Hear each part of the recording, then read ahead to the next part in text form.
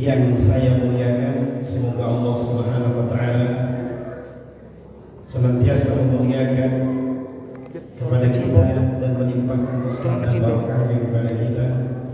Bawahnya belum, enggak, ini kencengin masuk. Seluruh jamaah yang hadir, mungkin ada ibunya. Lagi. Semoga Allah melimpahkan rahmat dan barakahnya kepada kita semua. Dalam kesempatan malam ini, malam yang Allah muliakan. Kenapa? Walaupun tidak pada malam Jumat, karena malam ini salah satu malam yang Allah jelaskan dalam surah At-Taubah di ayat yang ke-36, minha arba'atun hurum. Aku tuh mau beli yang satu lagi. Bismillahirrahmanirrahim. Inna iddatal syuhuri 'inda Allah 12 syahran fi kitabillah. Coba lepas. Yawma khalaqas samawati wal ardh minha arba'atun hurum. Ada 12 bulan yang Allah ciptakan. 12 bulan ini semenjak pada hari Allah menciptakan. Yawma khalaqas samawati wal ardh, semenjak Allah menciptakan langit dan bumi sudah ditetapkan 12 bulan. Di antara 12 bulan itu minha arba'atun hurum, ada 4 bulan yang Allah muliakan bagi hambanya. Ketika hamba itu melakukan kebajikan-kebajikan, Allah lipat gandakan. Udah jar. Sebagaimana Rasulullah SAW menjelaskan di dalam salah satu riwayat Imam At-Tirmidzi, 4 bulan itu di antaranya berturut-turut 3 mutawaliyatin, Zulqa'dah, Zulhijjah, bulan ini Al-Muharram. Kemudian yang keempat Rajab, yang keempat Rajab. 4 bulan ini Allah beri keistimewaan bagi hambanya ketika melakukan ibadah apa saja, salat, puasa, berbuat baik apa saja, termasuk hadir di majelis ilmu ini. Allah lipatkan tidak seperti biasanya, tidak seperti bulan-bulan selain 4, juga selain bulan Ramadan. Kalau bulan selain yang 4 dan selain yang Ramadan berarti 5, karena Ramadan punya keistimewaan yang Allah berikan keistimewaan tersendiri. Itu seperti bulan Safar, bulan Rabiul Awal, Rabiul Akhir, Jumadal Ula, Jumadal Akhir, kemudian Sya'ban. Bulan ini hanya dilipatkan kebaikan sebagaimana Allah jelaskan di dalam surah Al-An'am di ayat 114. Man jaa'a bil hasanati falahu asyru amthaliha. Barang siapa yang berbuat satu kebaikan, maka Allah lipat gandakan menjadi 10 asyru amthaliha. Tapi di bulan ini sesuai dengan kehendak Allah Subhanahu wa taala. Maka oleh karenanya, bapak-bapak, ibu-ibu, hadirin, adik-adik, semoga Allah Subhanahu wa taala meridai kepada apa yang kita lakukan pada malam ini dan seterusnya, dan semoga Allah melimpahkan rahmat serta barakahnya. Kita langsung masuk kepada pembahasan kajian malam ini. Ada kajian menyambut datangnya bulan Al-Muharram 1444 Hijriah. Sebenarnya dalam menyambut ini tidak harus tanggal 1, karena tidak ada ketetapan di dalam Al-Quran dan Sunnah Rasulullah SAW. Bahkan ketetapan dari para sahabat, para tabi'in, harus tanggal 1. Kapan saja mau mengadakan kajian ilmu,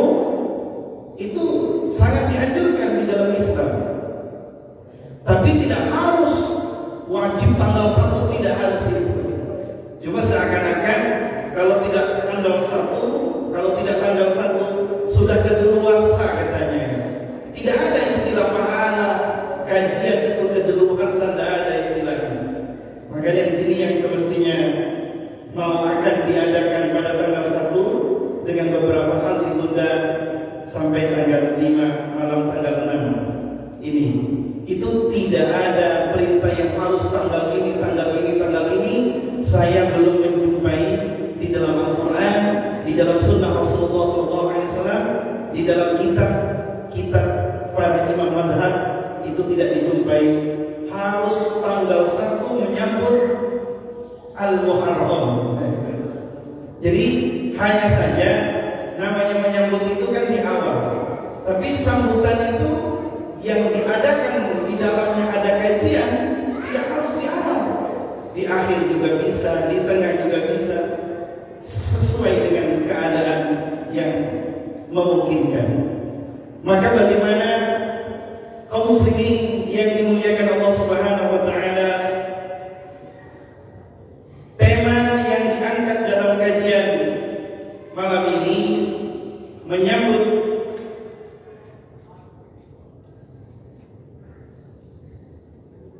satu Muharram sudah lewat, yakni bulan Muharram 1444 Hijriah, menjadi kita sebagai hamba Allah pribadi-pribadi yang lebih baik daripada tahun sebelumnya. Mengapa harus meningkat menjadi pribadi yang lebih baik? Hampir di setiap pekan ada ajaan dalam khutbah. Di dalam khutbah, ketika khutbah Jumat, para khatib mengajak ibadallah, ittaqullaha ta'ala wa ati'u, mengajak untuk meningkatkan ketakwaan kepada Allah Subhanahu wa taala. Sebagaimana yang dibaca tadi dalam surah At-Takatsur, imam salat maghrib kita membaca surah At-Takatsur. Mari kita perhatikan apa isinya di dalamnya. Saya dengan imamnya tidak pernah janjian baca ini Pak Imam, nanti juga saya bahas, tidak. Kebetulan saja imamnya diberi ilham oleh Allah Subhanahu wa taala. Mari kita perhatikan peringatan Allah Subhanahu wa taala. A'udzu billahi minasy syaithanir rajim. Bismillahirrahmanirrahim. Alhaakumut takatsur. Alhaakum, telah melalaikan kepada kalian. Ini peringatan Allah. Siapa kalian? Kita tadi diingatkan oleh Allah sedang salat, yang diwakili oleh imam salat kita.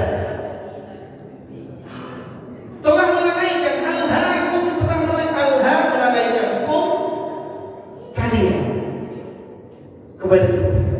Apa yang melalaikan kepada kalian? Kalian siapa? Kalian kita. Kita siapa? Manusia. At-takatsur, berlomba-lomba urusan dunia. Berlomba-lomba urusan dunia. Ini ayatnya sudah jelas.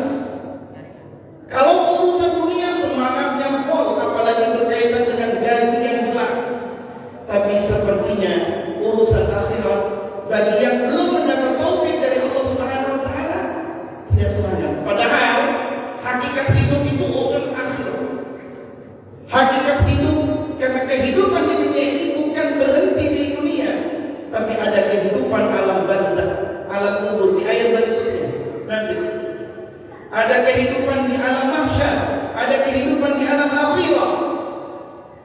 Ini perhatikan, di dunia paling kerja urusan dunia 70 tahun. Kalau di sini pensiunnya sampai usia berapa? Normal 60, 55 tahun. Saya kira 70.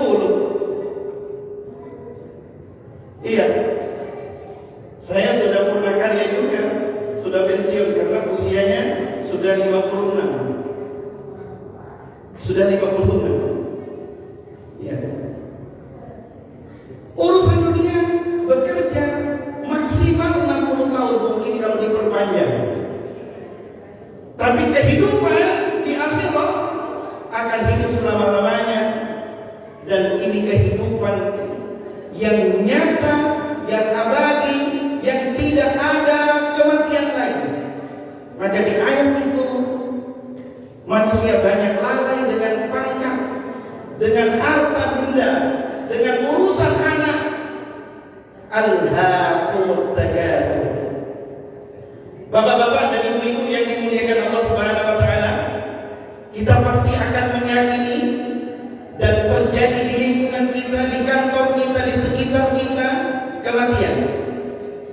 Kalau tidak 1 bulan, 2 bulan, kalau tidak 2 bulan, 3 bulan, pasti ada kematian. Harta yang berpangkat ditinggal, pangkatnya ditinggal, jabatannya ditinggal ketika sampai kematian tiba. Maka di ayat yang kedua, orang berlomba-lomba, banyak abai terhadap akhirat, banyak lalai karena disebabkan urusan dunia, menumpuk-numpuk urusan dunia, hatta surtumul maqabir, hatta sampai surtum mendatangi kalian al-maqabir, ke kuburan, sampai mati. Kadang dia lupa sholatnya, walaupun dipanggil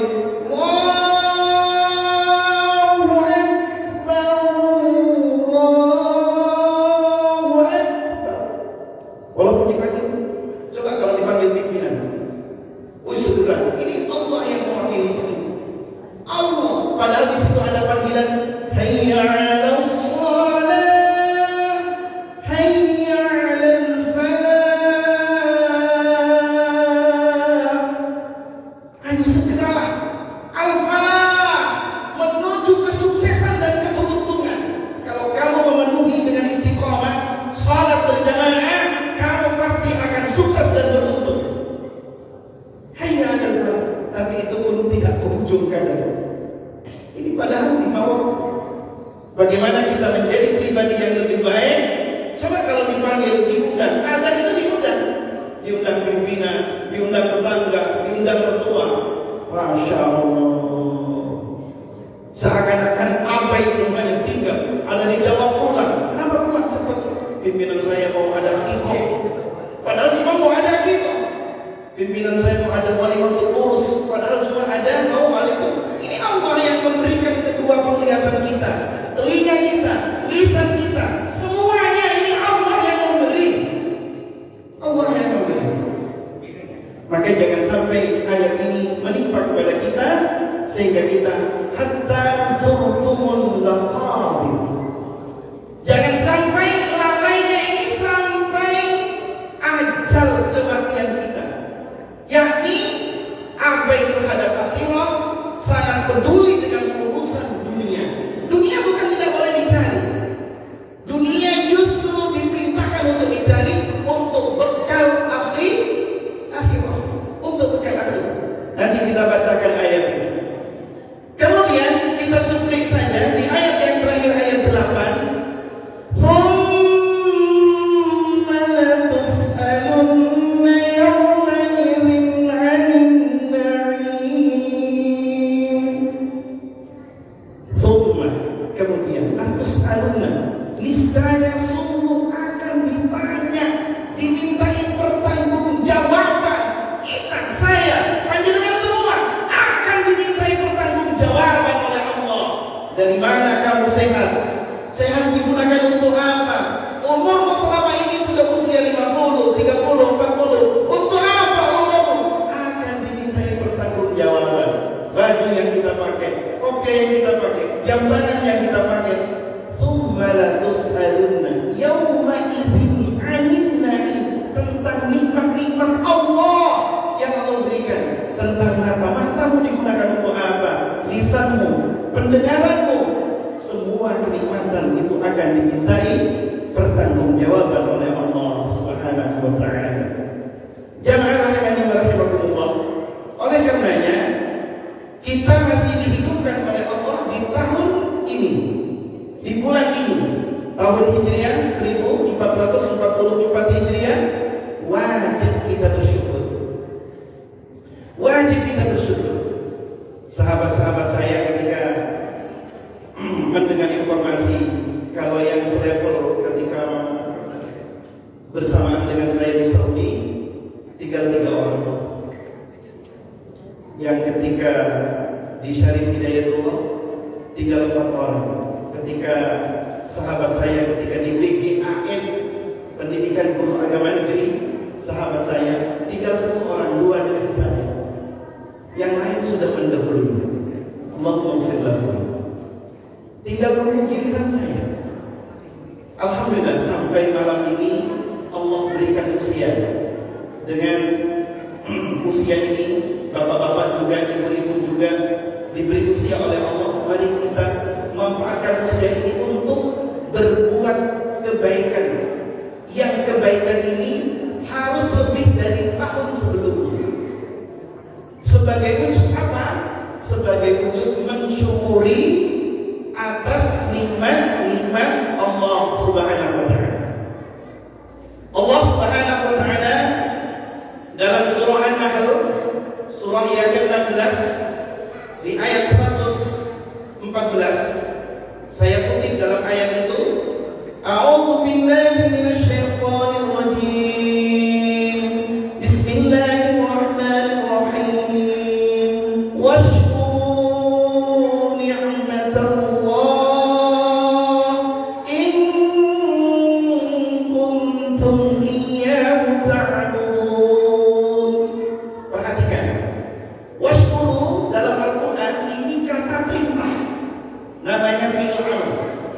Perkataan Allah, firman Allah menunjukkan perintah kepada hambanya. Washkuru, dan berterima kasihlah kamu sekalian. Bersyukurlah kamu sekalian, wahai Muhammad, wahai manusia. Nikmat Allah terhadap nikmat Allah. Umur yang Allah berikan sampai sekarang kita hidup ini bagian dari nikmat. Islam, kita meyakini agama Islam ini bagian dari nikmat yang mulia, nikmat yang agung yang Allah berikan di dunia, hidayah. Ini bagian dari nikmat. Nikmat apa lagi? Kesempatan, nikmat harta, nikmat keturunan. Banyak kenikmatan-kenikmatan yang Allah. Bahkan nikmat rasa pahit, rasa manis, rasa pedas, nikmat rasa dalam jiwa. Semua yang kita rasakan itu bagian dari nikmat Allah. Perintahnya dalam surah yang ke-16 dalam An-Nahl di ayat 114, washkuru nikmatallah. Berterima kasihlah kamu sekalian atas nikmat Allah. In kuntum, jika kalian benar-benar iyyahu kepada Allah, iyyahu kepadanya Allah, karena punya kata ganti menunjukkan kepada Allah, ta'budun, bila kalian benar-benar orang yang menyembah, benar-benar orang yang beribadah kepada Allah Subhanahu wa ta'ala. Kita masuk kepada perumpamaan dunia.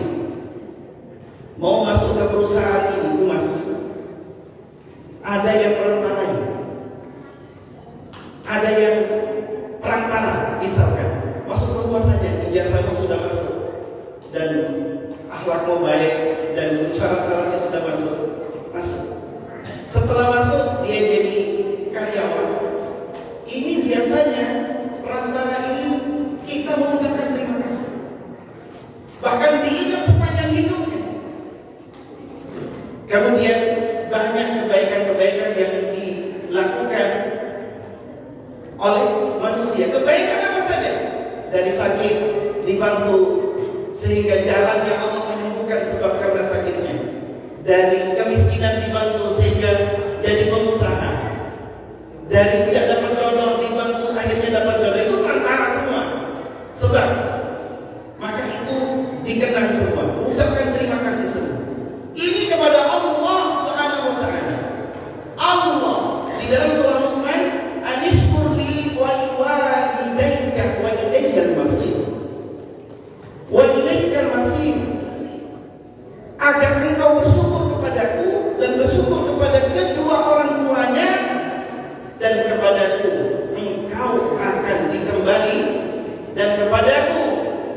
sebagai tempat kembali.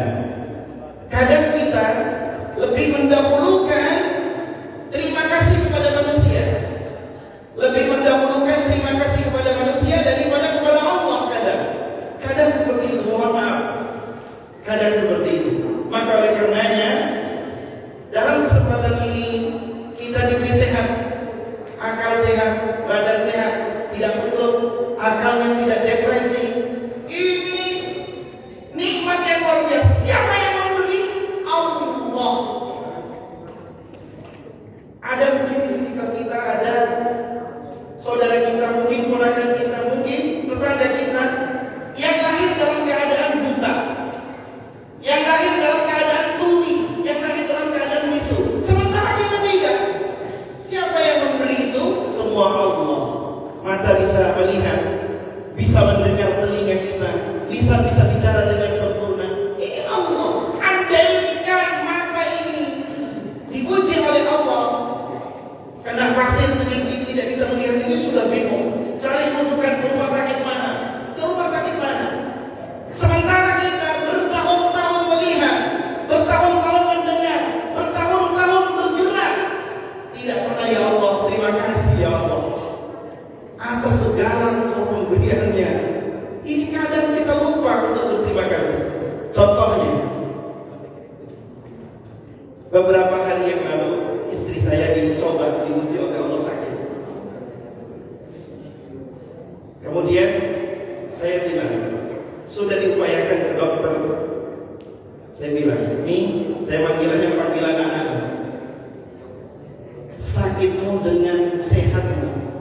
Kamu kan sudah lama, sudah 5 tahun tidak pernah sakit. Baru kali ini, sekarang sudah sembuh. Sakit baru 3 hari, itu ngeluhnya. Aduh, lino semua bi. Aduh, sehatmu berapa tahun? Jadi, coba kita juga lebih banyak sakitnya atau lebih banyak sehatnya? Pasti lebih banyak sehatnya. Cuma kadang sakitnya, sakit gigi misalkan, cuma berapa jam atau setengah hari, itu ngeluhnya diingat-ingat. Setelah sembuh diingat, kok saya di tanggal 5 pas malam pengajian lagi sakit gini, diingat terus. Tapi sehat itu kadang tidak pernah diingat. Masya Allah. Balik di ayat itu memerintahkan kepada kita untuk mensyukuri atas nikmat Allah. Di antara nikmat Allah yang diberikan, yang diberi keturunan. Adik-adik ini yang duduk di sini yang diberi keturunan, para panitia itu menyiapkan apa saya tidak tahu itu. Yang diberi keturunan, yang diberi keturunan ini titipan, itu bagian dari nikmat. Bagaimana cara mensyukuri? Didik anak kita untuk mengenal Allah, didik anak kita untuk mengenal Rasulullah, didik anak kita untuk mengenal Al-Quran, didik anak kita untuk mengenal agama, didik anak kita supaya bisa mandiri, tidak ketergantungan kepada orang lain, bahkan kepada kedua orang tuanya. Ini syariat agama. Pertama dikenalkan tentang Allah, dikenalkan tentang Rasulullah, dikenalkan tentang kitab suci Al-Quran, dikenalkan tentang kemandirian. Tentu ini berkaitan dengan ilmu dunia. Ilmu dunia tentu. Bapak-bapak jamaah rahimani wa rahimakumullah, ibu-ibu yang semoga kita semua Allah senantiasa memberikan taufiknya kepada kita. Mari, ketika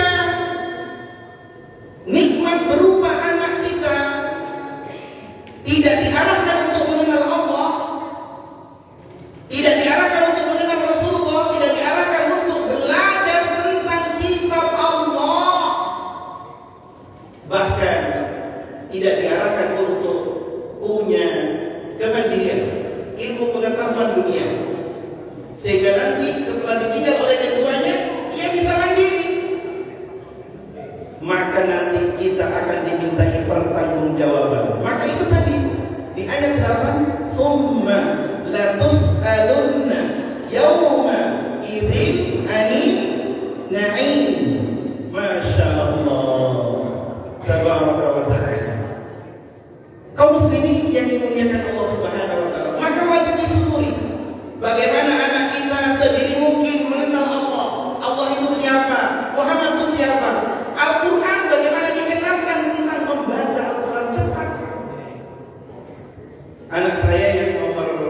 9, anak saya nomor 9 itu diajari itu sama. Memangnya berapa Ustaz anaknya?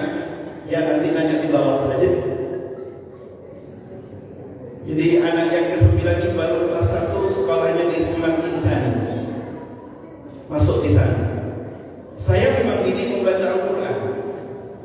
Ketika sekarang hasilnya dari seluruh teman-temannya, alhamdulillah, itu paling banyak hafalannya karena dibiasakan menghafal. Dan anak itu tidak perlu melihat, mendengar.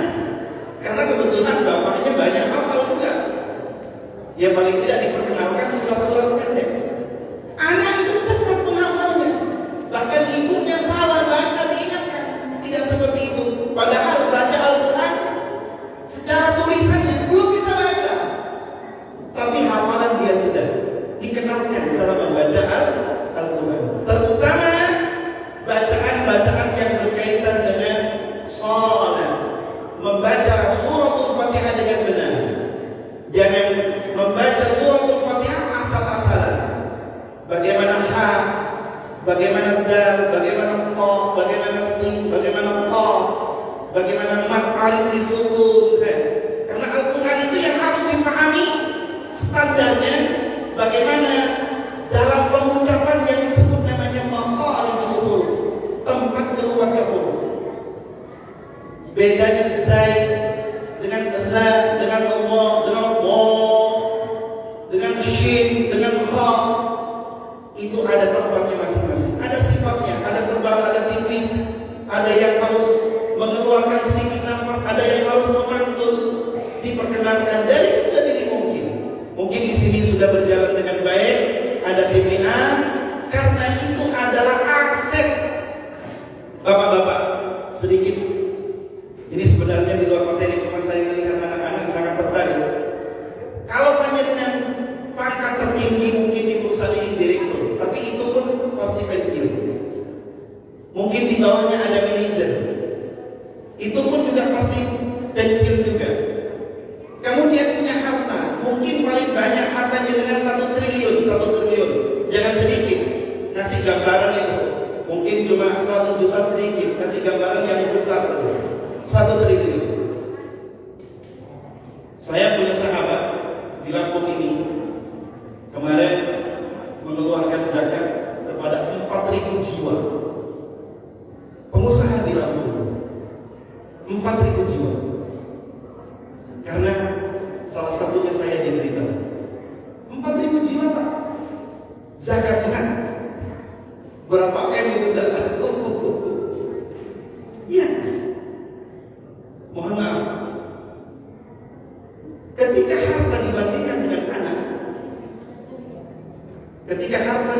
dengan anak, Allah jelaskan dalam surah Al-Kahfi, al-mal wal banuna zinatul hayatid dunya. Al-mal, harta, bagian dari harta juga pangkat jah, wal banun, dan anak, zinatul hayatid dunya, merupakan perhiasan dalam kehidupan dunia. Orang yang punya harta, orang yang berpangkat, bangga dengan harta, bangga dengan pangkat, sebagai biasa, kebanggaan.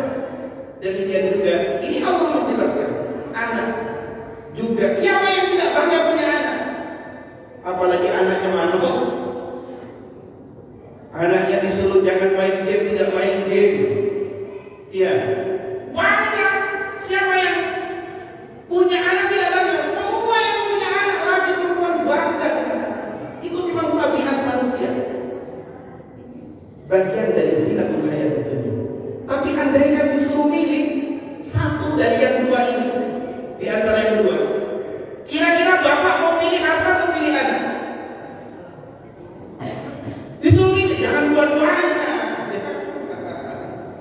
Kalau dua-duanya bukan suruh milih, itu keutamaan. Diberi harta yang melimpah, yang cukup, diberi anak yang soleh-solehah, wah itu luar biasa itu. Itu pemberian hadza min fadlillah. Itu merupakan keutamaan dari Allah. Andaikan disuruh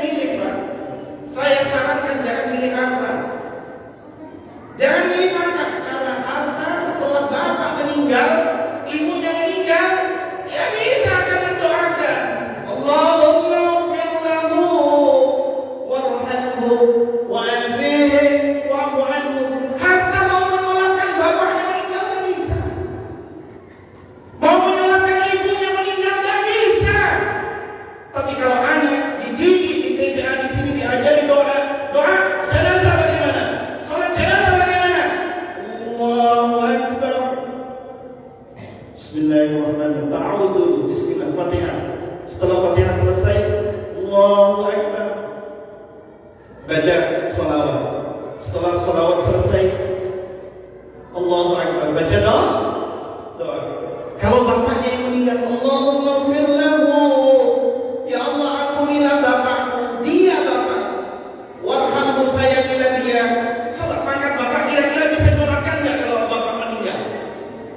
Diletakkan pangkatnya. Kalau tentara, polisi, di rumah sendiri diletakkan. Hartanya yang 1 triliun itu sudah mati. Tidak bisa mati. Tidak bisa. Suruh kirim doa hartanya tidak bisa. Tapi kalau anak,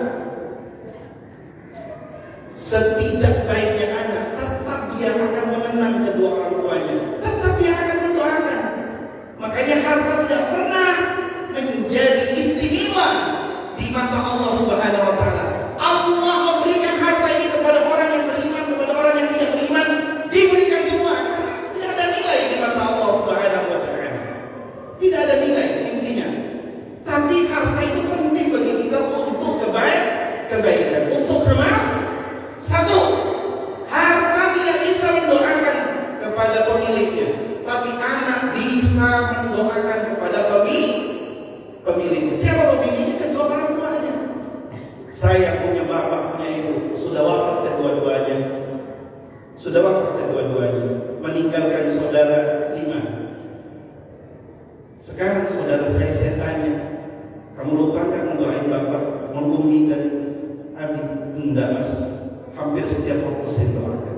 Adik perempuan, yang laki-laki, baik yang ada di Belanda, yang ada di Malaysia, yang ada di Lampung, saya sendiri. Rabbirhamhuma kama rabbayani shaghira. Rabbana ighfir li wa liwalidayya. Terus. Harta bapak yang ditinggalkan tidak pernah mendoakan. Ini keistimewaan. Jadi andaikan disuruh milih antara harta dan anak, pilih anak. Maka didiklah anak. Datangkan anak itu ke masjid, ke TPA untuk diambil manfaatnya setelah wafatnya kita semua. Harta mungkin bisa bermanfaat bila dijadikan jariah, dan tidak mungkin semuanya, dan terbatas bila disedekahkan dan sedekahnya mengalir, dan harta itu akan terus habis. Tapi kalau anak, sepanjang dia melakukan kebaikan itu mengalir tanpa dikhususkan kepada kedua orang tuanya, dengan spontanitas mengalir. Anak membaca Quran, pahala membaca Quran mengalir kepada kedua orang tuanya. Anak bersedekah tanpa diniatkan untuk orang tua, sekaligus mengalir. Sebagaimana Rasulullah SAW bersabda, "Idza matal insan," ketika mati manusia, "inqata 'amaluhu illa min salasin." Putuslah semua amalnya kecuali 3, termasuk diantaranya awwaladin salih, anak yang salih. Anak yang salih, anak yang berbuat kebaikan, bapak dapat pahalanya. Jamaah rahimani wa rahimakumullah, bapak dan ibu sekalian. Yang kedua, andaikan uangnya yang punya uang 1 triliun ini dihadang di jalan oleh seseorang, tidak bisa bela 1 triliun ini. Dihadang sama seseorang, sama orang yang dihadang, bisa-bisa diberikan tasnya, kopernya ini. Tapi ketika bersama anaknya, ada yang hadang, setidak-tidaknya dia bisa membela diri. Dia melaporkan kepada petugas. Setidak-tidaknya bisa membela kepada kedua orang tuanya demi menegakkan keadilan, kebenaran, keselamatan kedua orang tua. Kalau harta kita yang kita miliki dihadang di jalan, bisa-bisa diberikan. Ini tak apa-apa, bisa dicari lagi. Yang penting jangan dibunuh saya. Cuma kalau anak, atau kita sedang bersama uang kita di rumah kita, sedang sakit perut nih, nggak ada siapa-siapa, harta yang kita miliki tidak bisa dimintai tolong, nggak ada siapa, telepon putus, HP putus, ada adanya dengan bersama uang. Uang di koper 1 triliun, kalau memanggilkan dokter tidak bisa. Tapi kita ketika tidak bersama uang, bersama anak, telepon tidak berfungsi, semuanya komunikasi. Nah, bapak sakit, ibu sakit. Iya pak, saya keluar, saya cari dokter, saya cari antri, saya keluar. Ini keistimewaan anak dibanding daripada harta. Cuma kalau disuruh milih dua-duanya, ya pilihlah dua-duanya. Harta yang miliki dan memanfaatkan untuk kebajikan, anak juga miliki. Saya ada beberapa sahabat, bahkan ada salah satu dokter spesialis, ada salah seorang pengusaha, sudah finansial sangat cukup. Sampai saat ini belum dikaruniai putra. Ini karena Allah. Mohon maaf bila di sini ada terjadi. Nabi Isa itu istri aja dia nggak punya, apalagi anak. Bagaimana? Maka oleh karenanya anak-anak kita arahkan bagaimana anak-anak kita mengenal Allah, mengenal Rasul, mengenal kitab suci Al-Quran. Setidak-tidaknya bisa membaca. Manajer bisa membaca Quran, polisi bisa membaca Quran. Usaha apa saja, agribisnis bisa membaca Al-Quran. Jadi buruh bisa membaca Quran. Masya Allah. Yasin wal Qur'anil Hakim. Innaka laminal mursalin. Tidak hanya Yasin yang dibaca, bisa surat apa saja suruh membaca. Tabarakalladzi biyadihil mulku wa huwa ala kulli syai'in qadir. Masya Allah, sangat bahagia kedua orang tua. Maka oleh karenanya, syukur manfaatnya yang pertama, Allah akan memberikan pahala yang besar. Di dalam surah Al-Imran di ayat 144, wa sayajzillahu syakirin. Allah akan membalas kepada orang yang bersyukur. Jadi kalau punya anak, anaknya dididik dengan baik, anaknya disekolahkan, anaknya diajarkan tentang Al-Quran. Kalau dirinya tidak bisa, diminta ke TPA.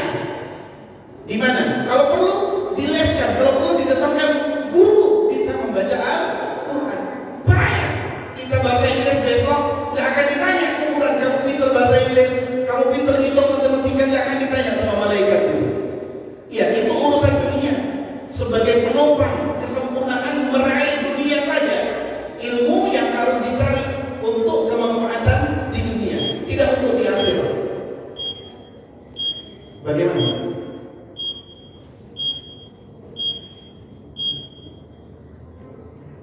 Oh iya.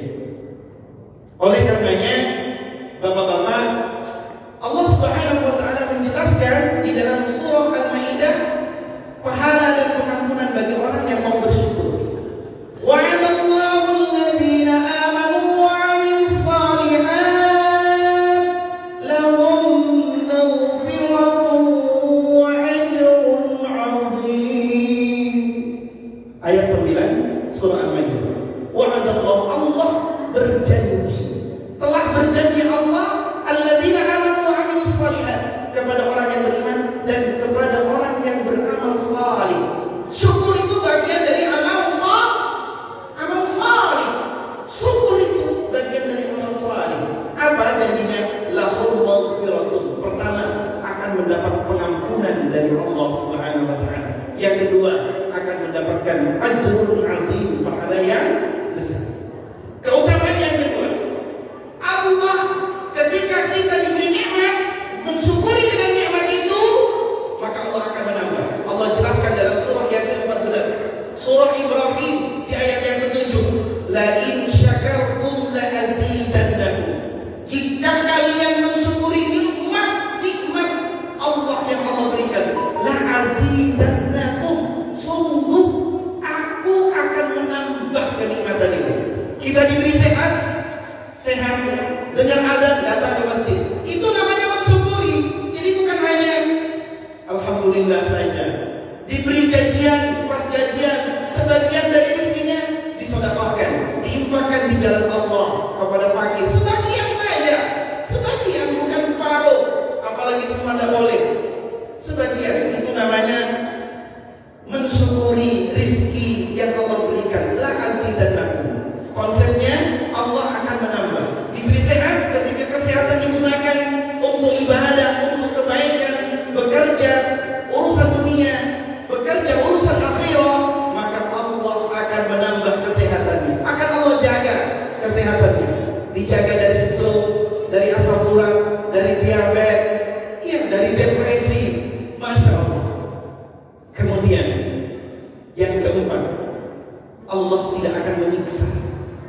tidak akan memberikan banyak permasalahan. 147 dalam surah An-Nisa. Ma yaf'alullahu bi'adzabikum in syakartum.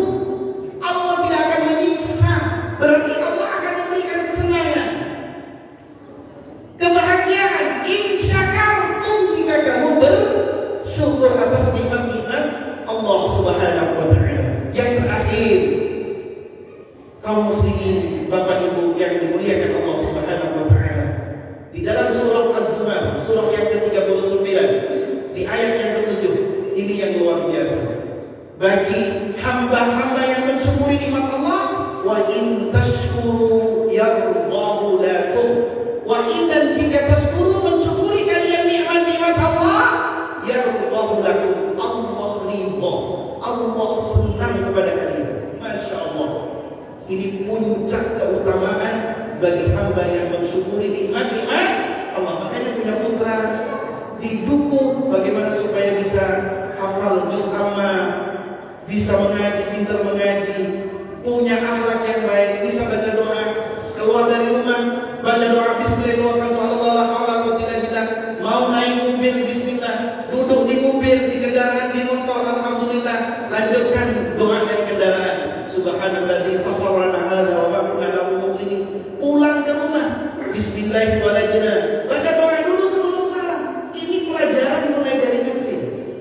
Bagaimana ketika kita mendapatkan nikmat, setelah nikmat itu kita nikmati, sebelum kita nikmati baca bismillah. Setelah nikmati, alhamdulillah alladzi at'amani hadzal ta'am wa razaqani min ghairi hawlin minni wa la quwwah.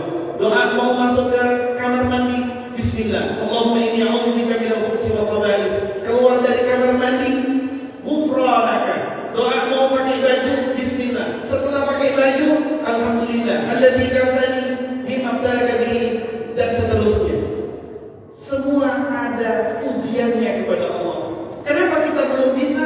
Karena kita dari kecil tidak diarahkan di sana. Kita boleh pendidikan umum dikejar sampai tinggi, agamanya jangan ditinggalkan. Sebagaimana Allah ajarkan doa bagi yang sudah haji. Kalau tawaf itu di antara rukun Yaman ke rukun Hajar Aswad itu ada doa yang spesial. Rabbana atina fid dunya hasanah. Dunia dulu supaya naik. Wa fil akhirati hasanah wa qina adzaban. Itu sebenarnya inti hidup kita, bagaimana supaya kita bahagia, sukses.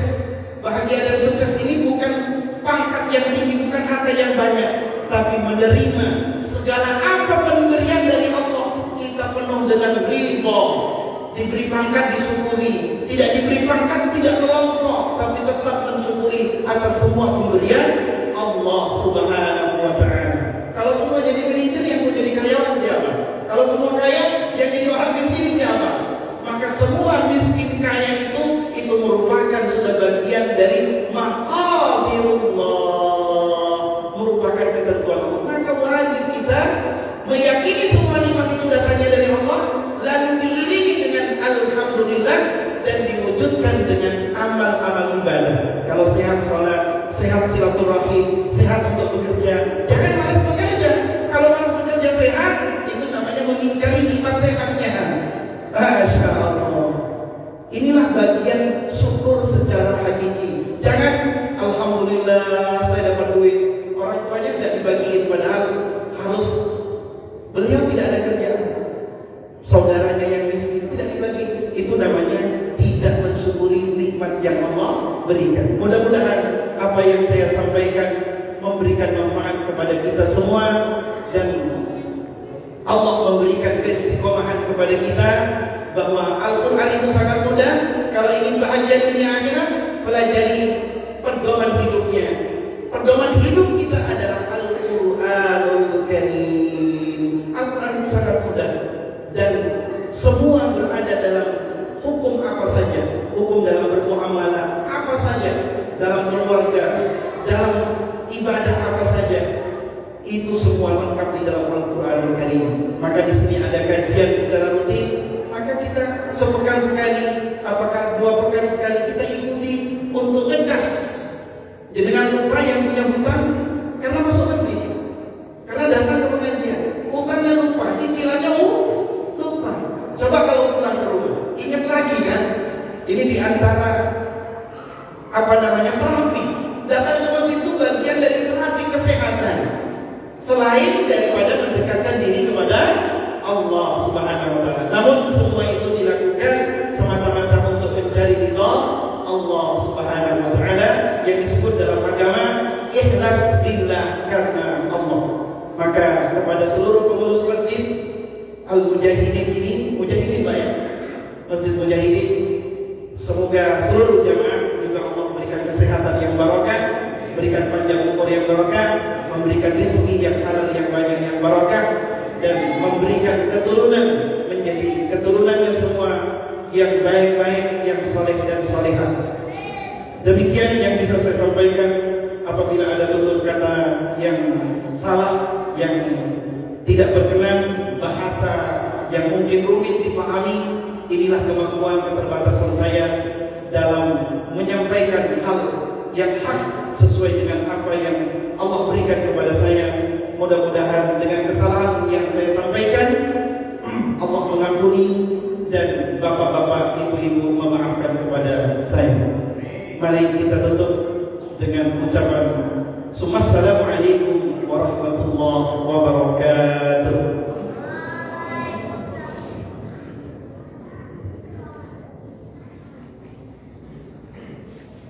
Waalaikumsalam.